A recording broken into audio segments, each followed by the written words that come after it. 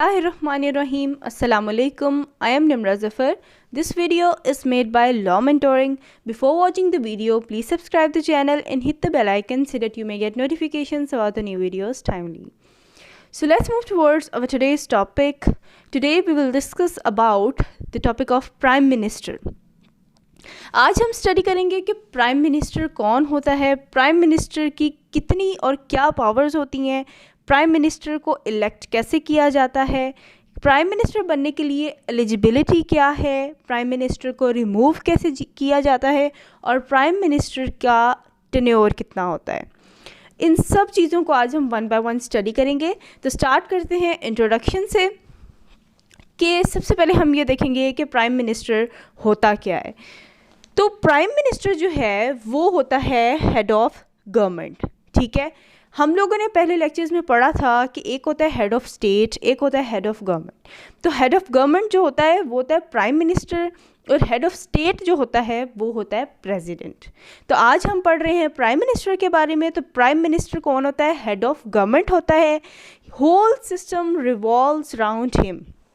इसका ये मतलब है कि जितने भी हमारे मुल्क का जो निज़ाम चल रहा होता है, प्राइम मिनिस्टर के पास इतनी पावर्स होती हैं कि ये सारा सिस्टम जो है वो उसके इर्द गिर्द होता है, उसकी वजह से ये सारा सिस्टम चल रहा होता है। ठीक है, उसके बाद है लीडर ऑफ मेजॉरिटी, कि जितनी मेजॉरिटी होती है, मतलब जब इलेक्शन होते हैं प्राइम मिनिस्टर के, तो ये इलेक्ट कैसे होता है? ये मेजॉरिटी के थ्रू इलेक्ट होकर आता है, इसलिए ये लीडर ऑफ मेजॉरिटी होता है।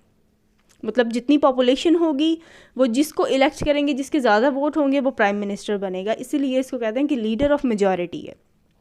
उसके बाद है मोर पावरफुल देन प्रेसिडेंट।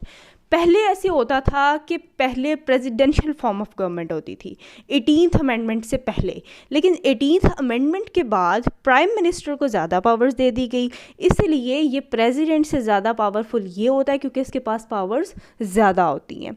अब हम बात करते हैं रेलिवेंट प्रोविजंस की, कि कौन कौन सी ऐसी कॉन्स्टिट्यूशन ऑफ पाकिस्तान में ऐसी कौन कौन से आर्टिकल्स हैं, कौन कौन सी ऐसी प्रोविजंस हैं जो प्राइम मिनिस्टर के टॉपिक के साथ कनेक्टेड है। ठीक है, आर्टिकल 46 है जो हमें बताता है constitutional position of prime minister के बारे में।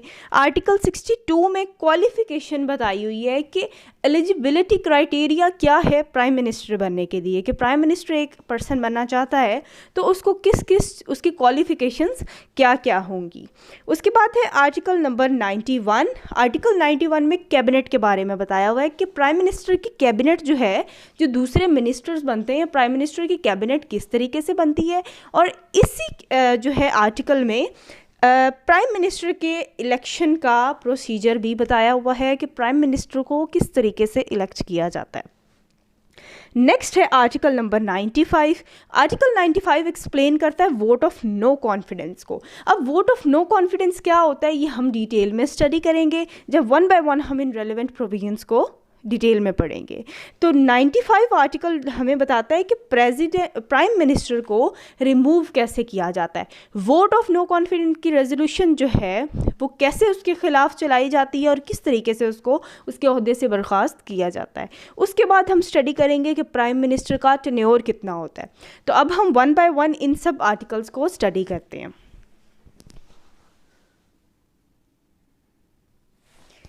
सो फर्स्ट ऑफ ऑल हम स्टडी करते हैं article number 62 which is about the qualifications. Qualifications में हम पढ़ेंगे कि कौन कौन सी ऐसी चीज़ें हैं जिनका होना ज़रूरी है प्राइम मिनिस्टर बनने के लिए। तो इसकी क्लॉज 1 कहती है कि a person shall not be qualified unless, कि एक पर्सन प्राइम मिनिस्टर बनने के लिए क्वालिफाइड तब तक नहीं हो सकता जब तक कि he is a citizen of Pakistan, कि वो पाकिस्तान का सिटीज़न होना उसके लिए ज़रूरी है। In case of national assembly, कि अब देखिए ना, प्राइम मिनिस्टर है, उसने इलेक्ट जब होना है तो उसने पार्लियामेंट में से ही होना है। ठीक है, सबसे पहले तो उसे मजलिस शुरा का मेंबर होना ज़रूरी है। तो ये जो क्वालिफ़िकेशंस हम पढ़ रहे हैं ये मजलिस शुरा का मेंबर बनने के लिए पढ़ रहे हैं। तो सबसे पहले तो वो सिटीज़न होना चाहिए पाकिस्तान का। उसके बाद in case of national assembly, अगर तो वो नेशनल असम्बली का मेंबर है तो नेशनल असम्बली का मेंबर बनने के लिए he shall be not less than 25 years of age, तो उसको 25 साल से कम उम्र का नहीं होना चाहिए, प्लस वो एनरोल्ड वोटर मेंबर होना चाहिए, मतलब वो एक रजिस्टर्ड वोटर हो, ठीक है, जहाँ से उसने अपनी मेंबरशिप सीख करनी है वहाँ का वो रजिस्टर्ड वोटर भी होना चाहिए। अब रजिस्टर्ड वोटर उन्होंने कहा है कहाँ का होना चाहिए, अगर तो वो जनरल सीट्स के लिए इलेक्शन लड़ रहा है या फिर वो नॉन मुस्लिम्स की सीट के लिए इलेक्शन लड़ रहा है, तो पूरे पाकिस्तान में वो किसी भी जगह पर एनरोल्ड वोटर मेंबर होना चाहिए। Any part of Pakistan for general elections, general seats and the seats for the non Muslims, ठीक है। उसके बाद अगर उसने मेंबरशिप हासिल करनी है, अगर एक फ़ीमेल जो है, एक वुमेन जो है, वो वुमेन की सीट के लिए इलेक्शन लड़ रही है, तो जिस प्रोविंस की वो होगी उस प्रोविंस का वोटर मेंबर होना उसके लिए ज़रूरी है। Any part of province, any area of province from which she seeks membership. अब हर प्रोविंस में वुमेन की सीट्स होती हैं, तो जो वुमेन जिस प्रोविंस से इलेक्शन लड़ रही है उस प्रोविंस का वोटर मेंबर होना उसके लिए लाजमी है। अब हम ये तो बात हम लोगों ने कर ली नेशनल असेंबली की। अब हम बात करते हैं सेनेट की। अगर सेनेट का मेंबर बनना है तो उसके लिए एज रिक्वायरमेंट क्या है, not less than 30 years of age, तो 30 साल से कम की एज नहीं होनी चाहिए, प्लस आप रजिस्टर्ड वोटर हों in any part of province.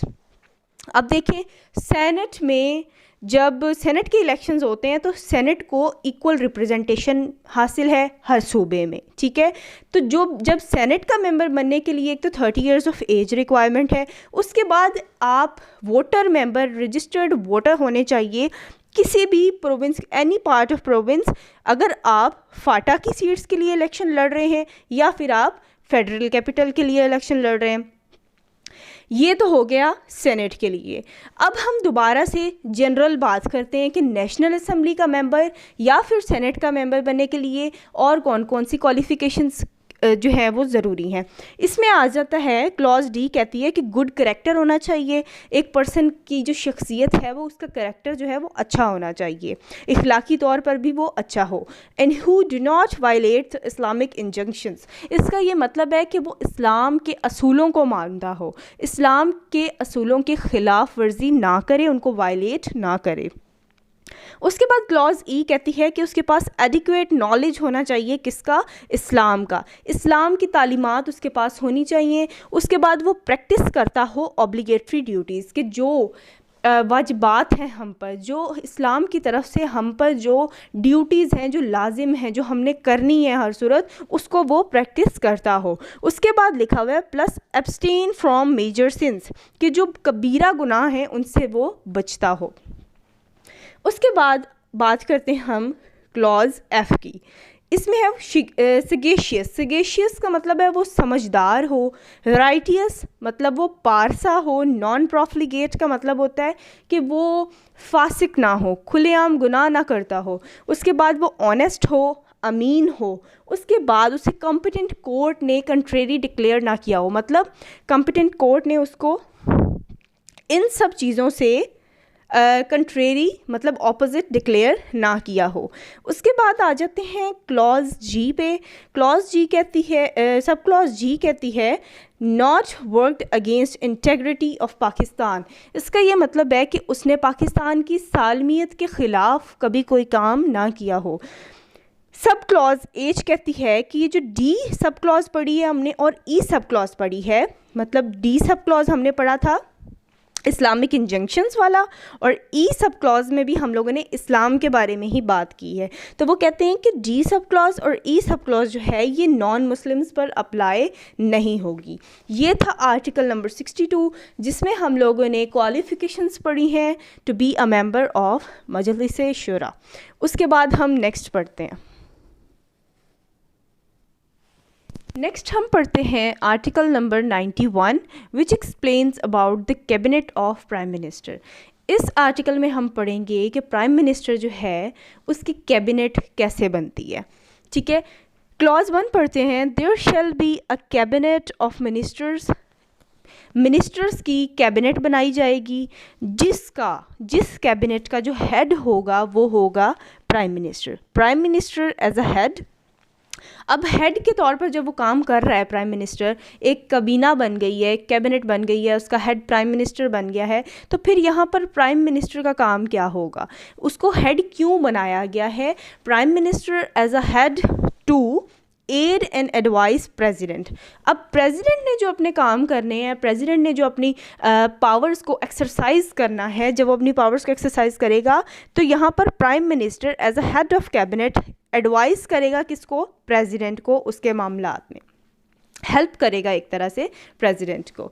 उसके बाद पढ़ते हैं clause 2, national assembly shall meet. अब जब एक जो है जनरल इलेक्शंस हो जाएंगे, जनरल इलेक्शंस होने के बाद नेशनल असेंबली अब बन गई है। नेशनल असेंबली बनने के बाद नेशनल असेंबली का पहला इजलास कब होगा?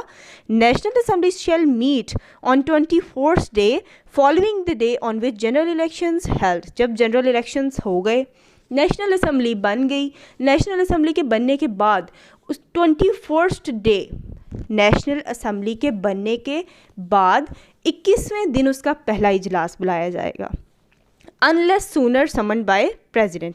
कि 21वें दिन उसका इजलास पहला तब बुलाया जाएगा जब पहले उसे प्रेसिडेंट ने समन ना किया हो। अगर इससे पहले भी अगर प्रेसिडेंट चाहे तो 21वें दिन से पहले भी वो समन कर सकता है, बुला सकता है नेशनल असेंबली को। उसके बाद आ जाता है clause 3, after elections of speaker and deputy speaker. अब जब एक नेशनल असेंबली बन जाती है ना, तो सबसे पहले नेशनल असेंबली के स्पीकर और डिप्टी स्पीकर को इलेक्ट किया जाता है उन्हीं मेंबर्स में से। जब इलेक्शन स्पीकर और डिप्टी स्पीकर के हो जाते हैं, स्पीकर और डिप्टी स्पीकर जब बन जाते हैं, तो उसके बाद दूसरा काम जो सबसे इम्पॉर्टेंट होता है वो क्या होता है कि national assembly proceed to elect. उसके बाद नेशनल असेंबली किसको इलेक्ट करती है? One of its members, Muslim members, अपने ही मुस्लिम मेंबर्स में से। Keep it in your mind कि यहाँ पर मुस्लिम मेंबर्स की बात हुई है। नेशनल असेंबली, और यहाँ पर सेनेट का कोई जिक्र नहीं हो रहा, यहाँ पर नेशनल असेंबली का जिक्र हो रहा है। तो नेशनल असेंबली क्या करेगी? अपने ही मुस्लिम मेंबर्स में से प्राइम मिनिस्टर को इलेक्ट कर लेगी। ठीक है, ये उसने दूसरा काम करना है स्पीकर और डिप्टी स्पीकर को इलेक्ट करने के बाद। उसके बाद आ जाता है clause 4, prime minister shall be elected. अब यहाँ पर उन्होंने ये तरीका बताया हुआ है, प्रोसीजर बताया हुआ है कि प्राइम मिनिस्टर को किस तरीके से इलेक्ट किया जाएगा। ठीक है, prime minister shall be elected by votes of majority of member of national assembly. यहाँ पर इंपॉर्टेंट बात यह है कि नेशनल असेंबली के जितने भी मेंबर्स होंगे उनकी वोटिंग करवाई जाएगी, और जो मेजॉरिटी ऑफ वोट हासिल कर लेगा वो प्राइम मिनिस्टर बन जाएगा। यहाँ पर प्रोवाइडेड डेट, अब यहाँ पर उन्होंने एक जो है ना बात बताई हुई है कि जब जो इसको इलेक्ट करना है प्राइम मिनिस्टर को, तो यहाँ पर उसका असल प्रोसीजर उन्होंने यहाँ पर बताया हुआ है कि सबसे पहले पहला पोल होगा, मतलब पहली बार इलेक्शन वोटिंग कराई जाएगी। फर्स्ट पोल में अगर कोई मेंबर जो है मेजॉरिटी के वोट सिक्योर नहीं कर पाता, उसके बाद दूसरा पोल करवाया जाएगा, दूसरी बार वोटिंग होगी। दूसरी वोटिंग किन मेंबर्स के दरमियान होगी? फर्स्ट पोल जो हुआ था उसमें जिन दो हाईएस्ट जो सिक्योर करने वाले मेंबर्स थे, मतलब जो दो ऊपर वाले बंदे होंगे जो फर्स्ट पोल में जिनके दोनों के हाईएस्ट जो उन्होंने वोट सिक्योर किए होंगे, उनके दरमियान में कंपटीशन होगा। किसमें? सेकंड पोल में, बिटवीन टू हाईएस्ट मेंबर्स। ठीक है, अब सेकंड में भी अगर नहीं हो रहा, सेकंड में भी उनके वोट जो हैं वो बराबर हो गए हैं, उस सूरत में क्या होगा? If equal votes are secured, अगर दोनों ने दोबारा से इक्वल वोट सिक्योर किए हैं, then further poll shall be held. उसके बाद दोबारा से पोलिंग होगी, दोबारा से वोटिंग करवाई जाएगी, और तब तक वोटिंग करवाई जाएगी जब तक कोई मेंबर मेजॉरिटी के वोट जो है वो सिक्योर ना कर ले, तब तक उनके पोलिंग जो है वो होती रहेगी। ये था आर्टिकल 91 का क्लॉज नंबर 4 तक पढ़ लिया है। अब हम पढ़ते हैं आगे फर्दर क्लॉज नंबर 5 को। नेक्स्ट है क्लॉज नंबर 5। क्लॉज 5 कहते हैं कि मेंबर इलेक्टेड, जो कि मेंबर इलेक्ट हो जाएगा, प्राइम मिनिस्टर बन जाएगा, उसे प्रेसिडेंट बुलाएगा, called upon by president to assume office, ताकि वो अपना ऑफिस होल्ड कर सके। और उसके बाद क्या होगा? ओथ बिफोर प्रेसिडेंट, वो प्राइम मिनिस्टर क्या करेगा? हलफ उठाएगा प्रेसिडेंट के सामने। Provided that no restrictions on the term of office of president के प्राइम मिनिस्टर की जो टर्म ऑफ ऑफिस है ना, वो मतलब कि कितनी बार आप प्राइम मिनिस्टर बन सकते, उसके ऊपर कोई रेस्ट्रिक्शन नहीं है। प्राइम मिनिस्टर जो है वो आप बार बार भी बन सकते हैं। उसके बाद आ जाता है क्लॉज 6, कैबिनेट और मिनिस्टर्स ऑफ स्टेट। जो कैबिनेट होगी और जो मिनिस्टर्स ऑफ स्टेट होंगे वो रिस्पॉन्सिबल होंगे किसको, सेनेट को भी और नेशनल असेंबली को भी। उसके बाद क्लॉज 7 आ जाती है, prime minister hold office during player of president, कि प्राइम मिनिस्टर जो है वो ऑफिस होल्ड करेगा during player of president. Player of president का मतलब ये नहीं है कि प्रेसिडेंट जब चाहे प्राइम मिनिस्टर को रिमूव कर दे। इसका मतलब ये है कि प्रेसिडेंट जो है ना वो अपनी ड्यूटीज़ को एक्सरसाइज तब कर सकता है जब उसको ये फील हो कि vote of confidence prime minister ने हासिल किया हुआ है, ठीक है। अगर वो इस बात पर उसको ये फील हो कि उसके पास वोट ऑफ कॉन्फिडेंस है, तब ही प्रेसिडेंट भी अपनी ड्यूटीज़ को या अपनी जो फंक्शंस हैं उसे एक्सरसाइज कर सकता है। लेकिन President shall not exercise his powers unless he is satisfied that Prime Minister does not command vote of confidence of majority. अगर उसको लगता है कि प्राइम मिनिस्टर जो है उसके पास एतमाद का वोट नहीं है, मतलब कि उसको ऐसा फील हो रहा है कि ये प्राइम मिनिस्टर जो है इसके ऊपर जो है वोट ऑफ नो कॉन्फिडेंस की रेजोल्यूशन आ सकती है, तो वो क्या करेगा, सबसे पहले समन करेगा नेशनल असेंबली को, नेशनल असेंबली को बुलाएगा। उसके बाद वो प्राइम मिनिस्टर को ये कहेगा कि यहाँ नेशनल असेंबली में वोट ऑफ कॉन्फिडेंस हासिल करे, सबसे पहले मतलब मेजॉरिटी के वोट हासिल करे, कि जिससे ये पता चलेगा कि नेशनल असेंबली की जो मेजॉरिटी है वो प्राइम मिनिस्टर के साथ है। वोट ऑफ कॉन्फिडेंस इसको कहते हैं। उसके बाद आ जाते हैं क्लॉज 8 पे, प्राइम मिनिस्टर ने अगर रिज़ाइन करना है तो वो कैसे करेगा। Prime minister may resign by writing under his hand to president को वो अपना रेजिग्नेशन लेटर लिखकर भेजेगा। उसके बाद आ जाते हैं क्लॉज 9 पर, minister who is not member of national assembly for any period of 6 consecutive months. अगर कोई ऐसा मेंबर है नेशनल असेंबली का जो 6 कंसेक्टिव मंथ से मेंबर नहीं रहा, अगर कोई ऐसा मिनिस्टर है जो कि मिनिस्टर कोई ऐसा है जो कि 6 कंसेक्टिव मंथ से नेशनल असेंबली का मेंबर नहीं रहा, तो उस पीरियड के एक्सपायर होने के बाद, ठीक है, on expiration of that term वो मिनिस्टर नहीं रहेगा, ठीक है। और उसके बाद अगर उसने दोबारा से मिनिस्टर बनना है तो उसको पहले नेशनल असेंबली का मेंबर बनना पड़ेगा दोबारा से, उसके बाद वो मिनिस्टर बन सकता है, ठीक है। और ये था हमारा आर्टिकल नंबर 91। इसमें एक प्रोवाइज़ो भी उन्होंने एंड पर बताई हुई है कि ये जो हम लोगों ने पढ़ा है ये सेनेट के मेंबर्स पर अप्लाई नहीं होता, सिर्फ़ और सिर्फ नेशनल असेंबली के मेंबर्स पर अप्लाई होता है। इसके बाद हम लोग पढ़ते हैं नेक्स्ट आर्टिकल जो कि रिलेटेड है किससे, प्राइम मिनिस्टर के टॉपिक से। नेक्स्ट हम बात करते हैं आर्टिकल नंबर 95 की। Article 95 explains about the vote of no confidence in removal of prime minister. Article 95 में हम पढ़ेंगे वोट ऑफ नो कॉन्फिडेंस क्या होता है, वोट ऑफ नो कॉन्फिडेंस कैसे मिलता है और वोट ऑफ नो कॉन्फिडेंस के थ्रू प्राइम मिनिस्टर को रिमूव कैसे किया जाता है। क्लॉज 1 पे आते हैं। क्लॉज 1 कहती है resolution for vote of no confidence moved by not less than 20% of total membership of national assembly, कि जब एक प्राइम मिनिस्टर को रिमूव करना होता है तो सबसे पहले वोट ऑफ नो कॉन्फिडेंस मतलब अदम एतमाद का वोट की एक रेजोल्यूशन उसके ख़िलाफ़ पास जो है वो मूव करवाई जाती है, किसमें, नेशनल असेंबली में। पहले नो कॉन्फिडेंस की रेजोल्यूशन मूव करेगी, ठीक है, कैसे मूव होगी, सबसे पहले नेशनल असेंबली की टोटल मेंबरशिप की 20% जो है वो इस रेजोल्यूशन को मूव करने पर राज़ी होंगे। अगर 20% से कम लोग हुए वोट ऑफ नो कॉन्फिडेंस की रेजोल्यूशन को मूव करने के लिए 20% से कम लोग हुए तो फिर ये रेजोल्यूशन ही पास नहीं होगी, वोटिंग तो दूर की बात है, ठीक है। पहले एक रेजोल्यूशन पास होगी, रेजोल्यूशन मूव करने के लिए 20% की मेजॉरिटी नेशनल असेंबली की होना ज़रूरी है। जब 20% की मेंबरशिप जो है नेशनल असेंबली की, वो रेजोल्यूशन जो है वो एक मूव कर देंगे। अभी रेजोल्यूशन सिर्फ मूव हो रही है, ठीक है। उसके बाद क्या होगा, उस पर वोटिंग होगी। उस रेजोल्यूशन के मूव होने के बाद वोटिंग करवाई जाएगी नेशनल असेंबली के मेंबर्स में, ठीक है। और वोटिंग का जो मेजॉरिटी है, अगर majority vote of no confidence के लिए मान जाते हैं तो फिर प्रेसिडेंट अपने ओहदे से बर्खास्त हो जाता है, ठीक है, वो रिमूव कर दिया जाता है। अब ये जो रेजोल्यूशन है, रेजोल्यूशन मूव होने के बाद वोटिंग कब होगी? Resolution shall not be voted upon before 3 days and not later than 7 days from the day on which resolution move in National Assembly। जब नेशनल असेंबली में रेजोल्यूशन मूव हो गई है, 20% लोगों के थ्रू मूव हो चुकी है, उसके बाद वोटिंग की डेट क्या है?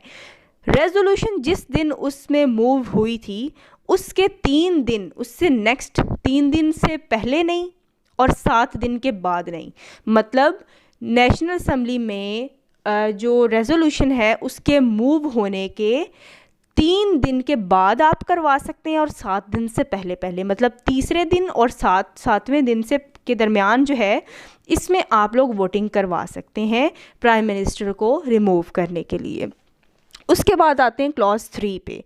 Resolution shall not be moved in national assembly, कि नेशनल असेंबली में रेजोल्यूशन तब मूव नहीं होगी जब नेशनल असेंबली किस काम में बिजी होगी? While national assembly is considering demands for the grant submitted to it in annual budget statement. जब एनुअल बजट स्टेटमेंट जो है उनके मामलात में नेशनल असेंबली बिजी होगी, जब वो कंसिडर कर रही होगी डिमांड्स को for grant submitted to it in annual budget statement, उस वक्त प्राइम मिनिस्टर के रिमूवल की जो रेजोल्यूशन है वोट ऑफ नो कॉन्फिडेंस की, वो मूव नहीं की जाएगी नेशनल असेंबली में। उसके बाद आ जाते हैं आर्टिकल 95 के लास्ट क्लॉज नंबर 4 पर, कि इफ़ रेजोल्यूशन इज़ पास, अगर रेजोल्यूशन मूव हो गई उसके बाद वोटिंग भी हो गई, ठीक है, उसके बाद क्या होगा कि अगर मेजॉरिटी वोट जो है नो कॉन्फिडेंस के बन चुके हैं, नेशनल असेंबली में वोटिंग हुई है तो उसमें मेजॉरिटी ने वोट ऑफ नो कॉन्फिडेंस दे दिया है, तो इसका मतलब है कि रेजोल्यूशन पास हो गई है। और अगर रेजोल्यूशन पास हो गई है तो prime minister ceases to hold office, prime minister तब ही अपना ऑफिस छोड़ देगा, प्राइम मिनिस्टर रिमूव हो जाएगा। अब ये तो था आर्टिकल नंबर 95। अब हम पढ़ते हैं कि प्राइम मिनिस्टर का टेन्योर कितना होता है ऑफिस का।